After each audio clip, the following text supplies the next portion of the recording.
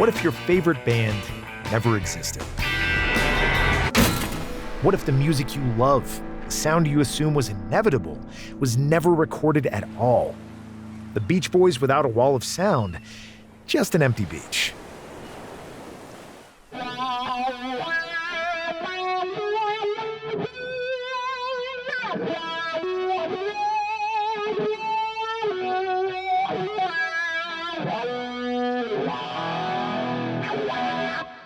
The Wrecking Crew. Popular music as we know it would not exist without them. In the 1960s and 70s, California was the engine of the music industry. Hit after hit, sound after sound. What started in Los Angeles rewired studios everywhere, from Nashville to Detroit and New York City.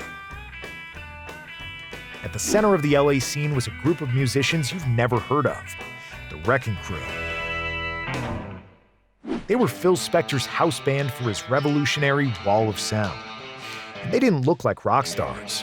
They were jazz players, classical musicians, studio pros. They didn't rebel against rock and roll.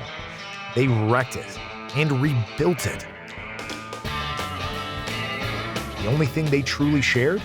You could hand them a chart, and seconds later, they'd be recording history.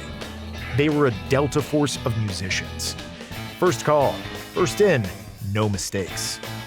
The early core formed in the 1950s. Irv Kotlier, Earl Palmer, Howard Roberts, Hal Blaine, often joined by electric bass virtuoso Ray Pullman. Together, they created a sound that only could have come from California. The music business is ruthless, and producers needed records to sound flawless. So the stars sang, smiled, and posed for the album covers, while studio musicians quietly did the real work. This wasn't shady, it was survival. Studios were expensive, microphones were merciless, and a band fumbling a few notes could set fire to both the budget and the album. So producers packed the room with killers like the Wrecking Crew, musicians so precise, so creative, they could turn a mediocre track into a gold record. By 1962, they were already responsible for countless #1 hits, and almost no one knew their names. Bruce Gary, drummer for the Knack, who was working on a documentary about rock and roll drummers, once said, "One of my biggest disappointments was finding out my 12 favorite drummers were Hal Blaine." The Wrecking Crew backed everyone. Simon and Garfunkel, the Carpenters, the Partridge Family, Nat King Cole.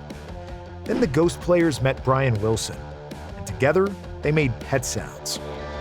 They earned another nickname, the First Call Gang. If you wanted a hit in Los Angeles, you didn't ask around, you called them. The work was brutal, 15-hour days, endless sessions, but the records and the paychecks kept coming. Artists rotated in and out. The quality never changed. Without the Wrecking Crew, there's no I Get Around, no Mr. Tambourine Man, no Mrs. Robinson, no Cracklin' Rosie, no Rhinestone Cowboy, no California Girls, no Bridge Over Troubled Water. Their explosive sound influenced fashion, attitudes, and language worldwide, inspiring countless others to create a shared, boundary-breaking popular music culture. In 2014, the Wrecking Crew was inducted into the Musicians Hall of Fame, not as a revelation, but as confirmation. And by doing that, a handful of California musicians quietly changed how music sounded forever.